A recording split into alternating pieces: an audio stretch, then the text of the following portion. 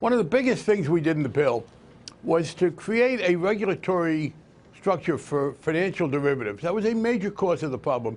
The decision was made as financial derivatives came into being that they wouldn't be regulated. It was a decision, it was not a case of deregulating, but of not regulating something new in the first place. And that became a terrible problem. The AIG went to the Bush administration in 2008 and said, we're about $180 billion in debt beyond what we can pay off. That was the first big bailout that the Bush administration, without Congress, did for AIG to pay off their debts, because there was no set of rules about how you did derivatives. We set rules there. Basically, it's a very pro-market thing, quite literally. It says put them on exchanges, and if they, for some reason, can't go on an exchange, you publish the price, and you put up margin to make sure you can make it up. I was worried about that, but I was interested to see both the Treasury Secretary Mnuchin and the new head of the CFTC say they intended to stick with that. Now, one argument has been about lending. The only restriction on lending in that law is the provision that says you cannot make the kind of subprime loans to low-income people who don't have any assets that was a single greatest cause of the problem. Maybe they intend to loosen those restrictions. I would hope not. I don't think that would be very popular. In fact, there's a kind of an irony here that the Republicans falsely have been claiming, oh, you Democrats caused this problem by insisting on all this lending to the very poor. We, in fact, were trying to stop that. The Wall Street Journal said, oh, you can't do that. You're interfering with the market. But at this point, the question is, are we really going to go back to the point before 2010 when the law was adopted, when people could get mortgage loans who really shouldn't be getting them? Then you get to the Consumer Bureau.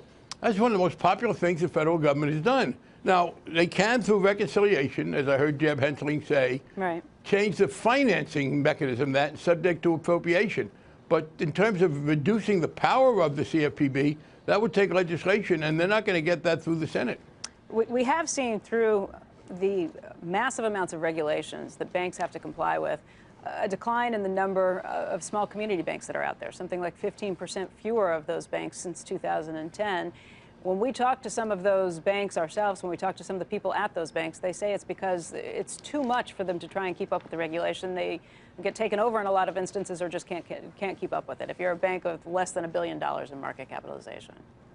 True, and we tried to take account of that when we passed the bill. We had a number of things in there that were supportive of the community banks, increasing the deposit guarantee, which was for them, and we changed the formula by which you contributed to buy your insurance in their favor, and we said that the smaller banks don't have to aren't subject to a separate examination of the CFPB.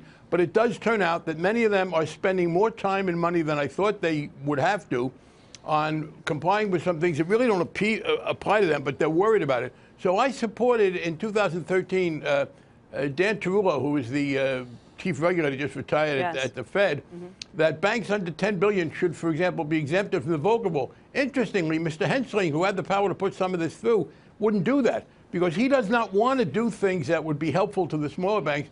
He wants to, frankly, capitalize in their dissatisfaction to weaken more substantial parts of the law. But I do favor some statutory changes that would help the smaller banks. I should add, though, this, and it is not the case that the law has caused a problem with lending in general. It has meant that there's been something of a shift from loans being given by the smaller banks, but that slack has been taken up.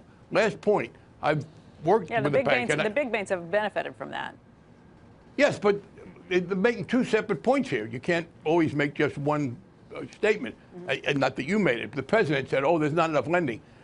Lending has not diminished. Lending statistics are that the economy is doing fine from the standpoint of loans being made. It is true that there has been a shift, not just the big banks, but by the way, but the middle-sized banks. The last point I would make is this.